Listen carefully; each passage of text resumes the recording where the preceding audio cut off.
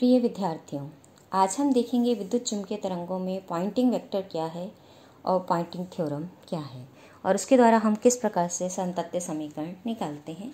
SE पर आधारित एक क्वेश्चन 2019 में आया हुआ है और उन्होंने पूछा है कि what is Poynting vector, right statement of Poynting theorem and prove it. Poynting सदिश किसे कहते हैं, पॉइंटिंग प्रमेय का कथन लिखकर इसकी व्युत्पत्ति कीजिए। तो यही काम आज हम करने जा रहे हैं और इस काम को करने से पहले इसके पीछे कुछ बेसिक्स हमें चाहिए, वो हम पहले डिराइव कर लेते हैं।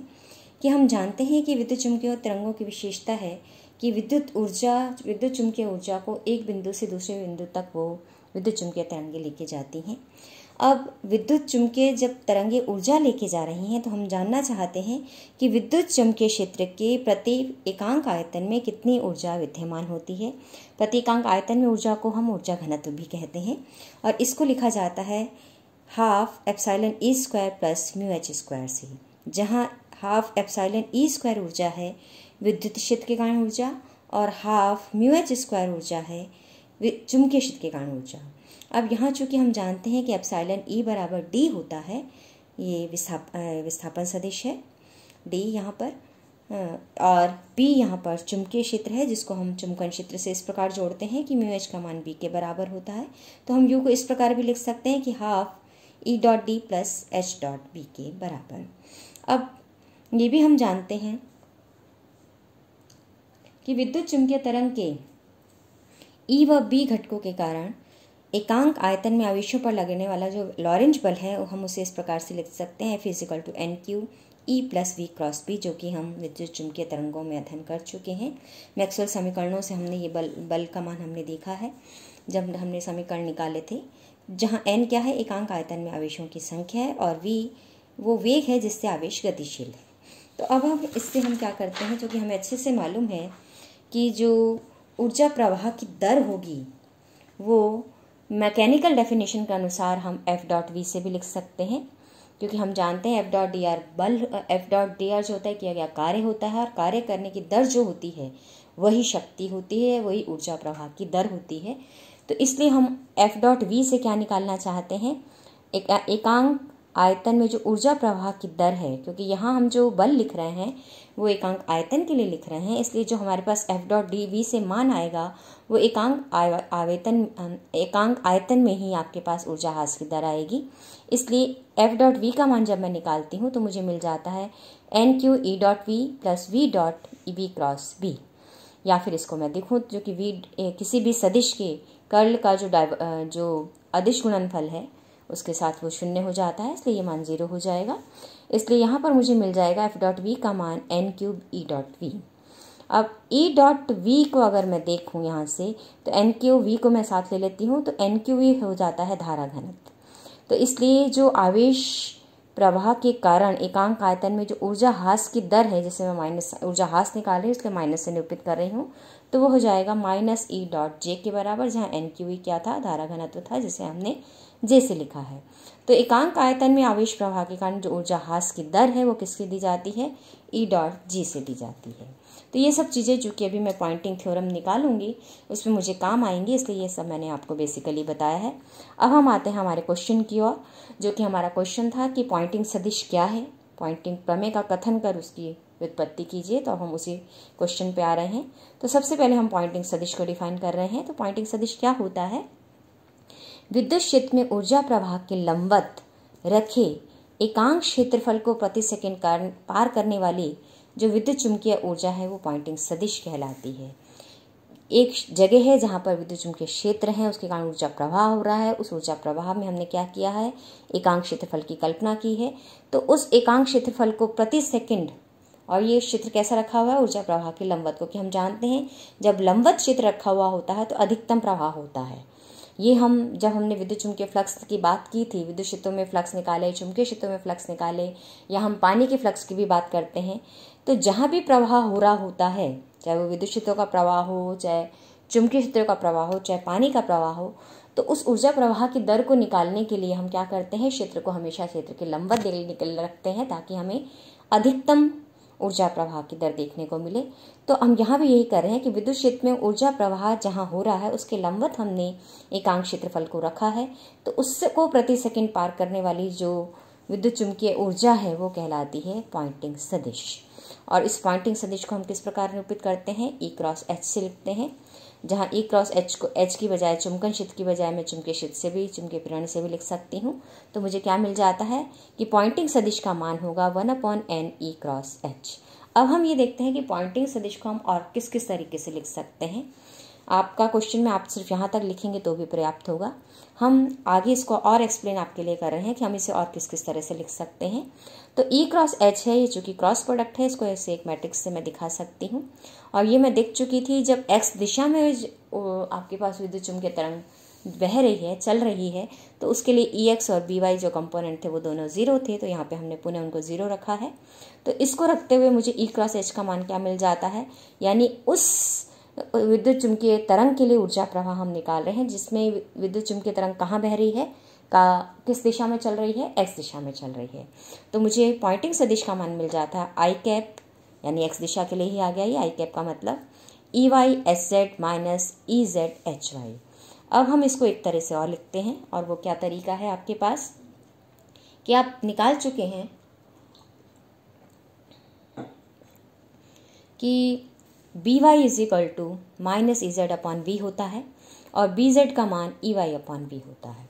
तो यहाँ से अगर मैं देखूँ तो इसको मैं क्या करती हूँ, मैं BY को कन्वर्ट कर देती हूँ, तो इसको मैं लिखती हूँ म्यू HY से, क्योंकि B अपॉन म्यू H होता है, इसलिए BY को मैंने कन्वर्ट कर दिया म्यू HY में, तो ये बन जाएगा माइनस EZ, म्यू से मैंने गुणा कर दिया है, और V का मान हम जानते हैं 1/√μ एप्सिलॉन होता है, हम निकाल चुके हैं विद्युत चुम्बकीय तरंग के लिए वेग का मान 1/√μ एप्सिलॉन, इसलिए और यहाँ मैंने इसको गुणा कर दिया है म्यू से, तो ये बन जाता है माइनस EZ √μ एप्सिलॉन। अब म्यू, और यहाँ से मुझे EZ का मान जब मैं निकालती हूँ इसको सॉल्व करते के, तो मुझे मिल जाता है माइनस HY √μ अपॉन एप्सिलॉन। इसी तरह से जब मैं सॉल्व करती हूँ किसके लिए, ये तो मैंने सॉल्व किया EZ के लिए, इसी तरह जब मैं EY के लिए सॉल्व करती हूँ तो यहाँ से, तो वो मुझे मिल जाता है EY के लिए जब हम सॉल्व करते हैं तो वो मिल जाता है HZ √μ अपॉन एप्सिलॉन। तो EY का जब मैंने मान रखा SZ √μ अपॉन एप्सिलॉन, तो ये बन गया SZ स्क्वायर √μ अपॉन एप्सिलॉन। यहाँ मैंने रखा मान HY का माइनस EZ √μ अपॉन एप्सिलॉन, तो ये बन जाता है plus HY square √μ upon epsilon. तो I कैप √μ अपॉन एप्सिलॉन मैंने बाहर ले लिया, ये बन जाएगा HY square plus HZ square, यानी कि ये हमारा कहलाता है प्रतिबाधा। विद्युत चुम्बकीय तरंगों के लिए प्रतिबाधा का मान मिलता है जिसे हम नीटा से दर्शाते हैं, तो I नीटा H स्क्वायर, ये मेरे पास पॉइंटिंग सदिश का मान मुझे मिल जाता है। इसी प्रकार मैं इन्वर्स रिलेशन भी लिख सकती हूँ, और इन्वर्स रिलेशन जब निकालती हूँ तो मुझे मिल जाता है HY is equal to minus EZ root epsilon upon mu, और HZ मिल जाता है EY root epsilon upon mu, यानी Y कंपोनेंट Z से रिलेटेड है और Z कंपोनेंट Y से रिलेटेड है। यहाँ आप देख रहे हैं चुंबकन क्षेत्र का Y कंपोनेंट विद्युत क्षेत्र के Z कंपोनेंट से, और चुंबकन क्षेत्र का Z कंपोनेंट विद्युत क्षेत्र के Y कंपोनेंट से रिलेटेड होता है। तो जब हम ये मान रखते हैं तो मुझे मिल जाता है I root epsilon upon mu, यानी इन्वर्स मिल रहा है रिलेशन। पहले हमारे पास H में ये था म्यू अपॉन एप्सिलॉन, और यहाँ मिल जाता है E के टर्म्स में हमें जब लिखते हैं तो ये बन जाता है I cap root epsilon upon mu EY square plus EZ square, यानी कि ये बन जाएगा, इसको एप्सिलॉन से मैंने गुणा कर दिया तो eta epsilon 1/μ epsilon under root में E स्क्वायर, और 1/√μ एप्सिलॉन V होता है, इसलिए ये बन जाएगा eta epsilon V E square. तो E क्रॉस H को मैंने आयटा नीटा H स्क्वायर भी लिखा है, और इसको मैं आयटा V स्क्वायर भी लिख सकती हूँ। तो दोनों को मैं तुलना करूँ तो मैं ये भी लिख सकती हूँ कि नीटा H square is equal to epsilon V E square, या इसको मैं इस तरह से भी लिख सकती हूँ कि mu H square is equal to epsilon E square के बराबर होगा ये मान, क्योंकि ये दोनों टर्म्स H के टर्म्स में भी लिखी जा सकती हैं। E क्रॉस H को मैं H के टर्म्स में भी लिख सकती हूँ, और E क्रॉस H को मैं E के टर्म्स में भी लिख सकती हूँ, और दोनों को मैं जब परस्पर रिलेट करती हूँ तो मुझे मिल जाता है mu H square is equal to epsilon E square के बराबर। अब हम आते हैं, ये एक्स्ट्रा सारा मैंने जो आपको बताना था वो मैंने बता दिया है।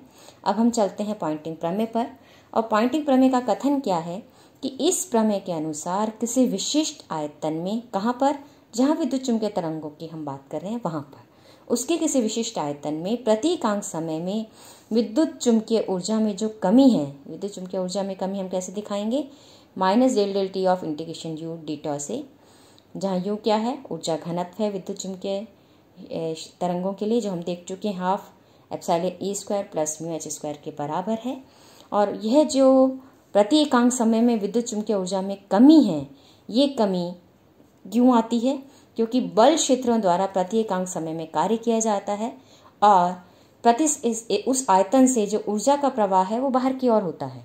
तो जो ऊर्जा में कमी आ रही है वो बल क्षेत्रों द्वारा किए गए कार्य और प्रति एकांक समय में बाहर की ओर जो प्रवाहित ऊर्जा है उसके योग के बराबर होती है। तो इसी चीज़ को हमें सिद्ध करना है, यानी मैथमेटिकली अगर मैं इसको लिखूं तो मैं क्या लिख सकती हूँ, minus del del T of integration U D tau should be equal to E dot J D tau plus, ये हम देख चुके हैं ये क्या चीज़ है, ई डॉट जे डी टॉ किसको व्यक्त कर रहा था, हम पहले भी निकाल चुके हैं, अभी भी हमने निकाला है, बल क्षेत्रों द्वारा एकांक समय में किए गए कार्य के बराबर है ई डॉट जे। और डेल डॉट एन, और एन हम जानते हैं ऊर्जा फ्लक्स को निरूपित कर रहा है जो बाहर की ओर बहता है। अभी हमने पॉइंटिंग सदिश को जब डिफाइन किया था तब हमने देखा था जो हमारे पास जो पॉइंटिंग सदिश है वो प्रति एकांक क्षेत्रफल को प्रति सेकंड पार करने वाली विद्युत चुम्बकीय ऊर्जा है, और जो ये प्रवाह होता है उसी के कारण ही कमी आ रही है। तो ये हो गया del dot N D tau से मैं निरूपित कर सकती हूँ। तो मुझे अब ये इसको प्रूव करना है। तो प्रूव करने के लिए हमें मालूम है कि एकांक आयतन में जो विद्युत चुम्बकीय ऊर्जा अभी हमने लिखी है किसके द्वारा दी जाती है, यू या W is equal to half epsilon E square plus mu H square D tau के द्वारा दी जाती है। तो ऊर्जा क्षय की दर जो मुझे निकालनी है प्रति सेकंड, इस आयतन से बाहर निकलने वाली प्रति सेकंड जो ऊर्जा की क्षय की दर है, प्रवाहित होने वाली बाहर की ओर जो ऊर्जा है उसे मैं लिख सकती हूँ, उसका इंटीग्रेशन, इसका डिफरेंशियल करूंगी तो minus del W del T.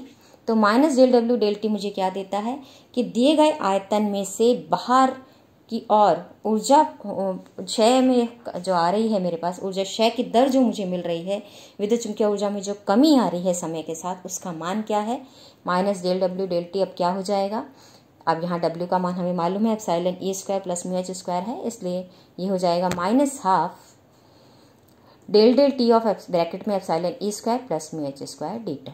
अब इसको दो टर्म्स में मैं तोड़ सकती हूँ। तो पहली टर्म मुझे जो मिलती है वो हो जाती है हाफ एप्सिलॉन ई टू, इसको डिफरेंशियल करेंगे तो ये two E D D T बनेगा। तो ये और टू यहाँ एप्सिलॉन से हम गुणा भी कर रहे हैं, तो two epsilon E del E del T first term बन गई इंटीग्रेशन किसके साथ, आयतन के साथ। और दूसरी टर्म मेरे पास बन जाती है हाफ, इसका हमने एच स्क्वायर का डिफरेंशियल किया है तो म्यू एच डी टी, यानी कि हमने और कुछ भी नहीं किया, इसमें सिर्फ डिफरेंशियल किया है ई का और यहाँ पर डिफरेंशियल किया है एच का। अब ये मान हाफ हट जाता है तो मेरे पास मिल जाता है minus epsilon E del E del T का इंटीग्रेशन आयतन के साथ और minus mu H del T का इंटीग्रेशन आयतन के साथ। अब हम मैक्सवेल समीकरणों का उपयोग करते हैं। तो curl E is equal to minus del B del T है। अब यहाँ पर हम क्या करते हैं, इसको एच की टर्म्स में निकालते हैं तो ये बन जाता है minus mu H del T is equal to curl of E, या फिर इसको हमने एच से गुणा कर दिया दोनों ओर, तो minus mu H del T का मान हो जाता है H dot del cross E. इसी तरह मैक्सवेल का हम चौथा समीकरण यूज करते हैं तो ये हो जाता है curl of B is equal to mu J plus mu epsilon del E del T. इससे मुझे मिल जाता है एप्सिलॉन डेली डेल टी का मान curl of B upon mu zero minus J, क्योंकि इस जे को हम इधर ले आए हैं और एप्सिलॉन म्यू से डिवाइड कर दिया है मैंने दोनों तरफ। अब बी अपॉन म्यू मेरे पास बन जाता है एच, तो curl of H minus J बन जाता है, इसलिए epsilon E del E del T मेरे पास हो जाता है E dot del cross H minus E dot J. तो अब इन दोनों टर्म्स को चूंकि ये मैं epsilon E del E del T भी निकाल चुकी हूँ और म्यू एच डेल टी भी निकाल चुकी हूँ, तो epsilon E del E del T का मान भी रख देती हूँ और म्यू एच डेल टी का मान भी मैं रख देती हूँ। तो मुझे मिल जाता है minus del W del T is equal to minus first term मेरे पास आती है E dot curl of H minus E dot J integration किसके साथ, आयतन के साथ। अब ये चूंकि माइनस माइनस प्लस हो जाता है, यहाँ पे ये बन जाता है integration H dot del cross E D term. अब del dot E cross H मैं जानती हूँ कैसे लिखा जाता है, H dot del cross E minus E dot del cross B. ये del dot A cross B एक वेक्टर आइडेंटिटी है जिसके आधार पर हमने ये मान लिखा है। तो उस आधार पर ये ऊर्जा ह्रास की जो दर मुझे मिलती है, ऊर्जा में जो कमी की दर मुझे मिल जाती है, डेल डब्ल्यू माइनस का डेल डब्ल्यू डेल टी वो हो जाती है, इसको मैंने देखा तो ये दोनों टर्म्स को मैंने कंबाइन कर दिया है क्योंकि ये सारे ही इंटीग्रेशन आयतन के साथ हैं, इन दोनों को क्लब कर दिया है तो मेरे पास ये बन जाती है माइनस माइनस प्लस की टर्म ये वाली। तो ई डॉट जे डी टॉ और इन दोनों को मैंने क्लब किया है तो ये बन जाता है प्लस का del dot E cross H D tau. और यही मेरे पास, और ई क्रॉस एच चूँकि एन है तो हमारे पास साफ दिख रहा है कि ये हमारे पास पॉइंटिंग थ्योरम आ गई है। और जिसके अनुसार हम जानते हैं किसी विशिष्ट आयतन में एकांक समय में जो विद्युत ऊर्जा में कमी है वो किसके बराबर है? बल क्षेत्रों द्वारा किए गए एकांक समय में किए गए कार्य और उसी समय में जो बाहर की ओर प्रवाहित ऊर्जा है उन दोनों के योगफल की बराबर आ रही है। और यही मेरी पॉइंटिंग थ्योरम है जो कि प्रूव हो रही है। अब हम अपना टॉपिक इस क्वेश्चन से थोड़ा सा और आगे बढ़ा रहे हैं कि पॉइंटिंग प्रमेय क्या है, पॉइंटिंग प्रमेय का कथन क्या है और उसकी व्युत्पत्ति वो हम कर चुके हैं। लेकिन अब हम अपने टॉपिक को थोड़ा सा और आगे बढ़ा रहे हैं और उसके आधार पर हम सातत्य समीकरण निकालना चाह रहे हैं। तो अब इस समीकरण को जो मेरे पास पॉइंटिंग प्रमेय का कथन आया है, जो हमने उसको प्रूव किया है, उसको मैं अवकलन रूप में व्यक्त करूंगी तो ये हो जाएगा minus del U del T is equal to E dot J del dot N के बराबर, या del U del T plus del dot N हो जाएगा माइनस ई डॉट जे। और अगर माध्यम कुचालक है तो हम जानते हैं धारा घनत्व शून्य हो जाता है, इसलिए मेरे पास जो समीकरण मिलता है मुझे वो मिल जाता है D U D T plus del dot N is equal to 0। और ये समीकरण जो है विद्युत चुम्बकीय तरंगों के लिए कुचालक माध्यम में कहलाता है सातत्य समीकरण। यहाँ जो संरक्षित राशि है वो होगा ऊर्जा घनत्व और धारा घनत्व। धारा घनत्व क्या है? एन है।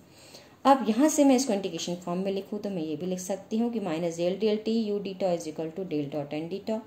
और गाउस के डाइवर्जेंस प्रमेय को मैं यूज़ करूँ तो मैं जानती हूँ कि भी किसी भी सदिश के जो डाइवर्जेंस का आयतन समाकल है वो उस सदिश के पृष्ठ समाकल के बराबर होता है, जहाँ पर कि ये जो आयतन है इन्हीं पृष्ठों के द्वारा घेरा गया है। तो यहाँ से मैं डेल डॉट एन को एन डॉट डी एस से रिप्लेस करती हूँ तो इसको मैं पुनः minus del W del T लिख सकती हूँ। तो ये हो जाता है, यहाँ से ऊर्जा प्रवाह की दर मुझे एक्चुअली मालूम है, ये हो जाता है E cross H dot D A के बराबर। तो यहाँ पर चूँकि एन का मान ई क्रॉस एच है तो इसलिए ये बन जाएगा A cross H D A के बराबर। अब यहाँ से इसका मतलब मैं देखूँ तो आपके पास साफ दिख रहा है कि जो ऊर्जा एकांक क्षेत्रफल के लंबवत जो ऊर्जा प्रवाह की दर है वो है ई क्रॉस एच के बराबर, क्योंकि ये समीकरण मुझे यही दर्शा रहा है कि जो ऊर्जा प्रवाह की दर है वो किस पे डिपेंड है? ई क्रॉस एच पे है। अगर एकांक क्षेत्रफल में लूंगी तो एकांक क्षेत्रफल के लंबवत ऊर्जा प्रवाह की दर हो जाएगी ई क्रॉस एच के बराबर। तो यहीं से मेरे ये पॉइंटिंग सदिश की डेफिनेशन हम कहें तो यहाँ से भी हम इसको पुनः देख सकते हैं कि जो पॉइंटिंग सदिश है वो मुझे क्या देता है? किसी भी विद्युत चुम्बकीय क्षेत्र में रखे हुए एकांक क्षेत्रफल के लंबवत ऊर्जा प्रवाह की दर को वो दर्शा रहा है। अब हम बात करते हैं विद्युत चुम्बकीय क्षेत्र तरंगों के संवेग घनत्व की। और संवेग घनत्व कहलाता है यू अपॉन ई और यू अपॉन सी, क्योंकि यहाँ पर सी हम प्रकाश की तरंगों के लिए ही बात कर रहे हैं और प्रकाश तरंगों का वेग सी होता है, इसलिए यहाँ वी की बजाय हम सी ले रहे हैं। और यू का मान epsilon E square plus mu H square है, इसलिए अपॉन 2c। और ये हम देख चुके हैं mu H square epsilon E square के बराबर है, तो इसे मैं पुनः लिख सकती हूँ 2 epsilon E square upon 2c। तो ये बन जाएगा प्रकाश तरंगों के लिए p इज इक्वल टू जो संवेग घनत्व है वो बन जाता है एप्सिलॉन ई स्क्वायर अपॉन सी आई कैप, वो तरंग जो कि x दिशा में चल रही है। और चूंकि मुझे n का मान मालूम है ये हो जाता है आई कैप एप्सिलॉन सी ई स्क्वायर प्रकाश तरंगों के लिए, v को मैंने c से रिप्लेस किया है, इसलिए ये जो संवेग घनत्व है वो बन जाता है n अपॉन सी स्क्वायर।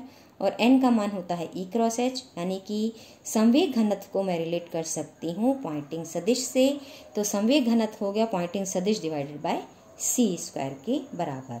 अब h को मैं यहाँ b से भी रिप्लेस कर सकती हूँ, तो यहाँ b के टर्म्स में बन जाएगा A cross B upon mu C square, या p is equal to C square का मान रख दूँ क्योंकि सी स्क्वायर होगा 1 अपॉन म्यू एप्सिलॉन, तो म्यू से म्यू कटेगा तो ये बन जाएगा p is equal to epsilon E cross b। तो पॉइंटिंग सदिश के टर्म्स में भी हम संवेग घनत्व देख सकते हैं और e और b के टर्म्स में भी हम संवेग घनत्व को डिफाइन कर सकते हैं। और अगले लेक्चर में हम इसी का यूज़ करते हुए देखेंगे रेडिएशन प्रेशर क्या है। धन्यवाद।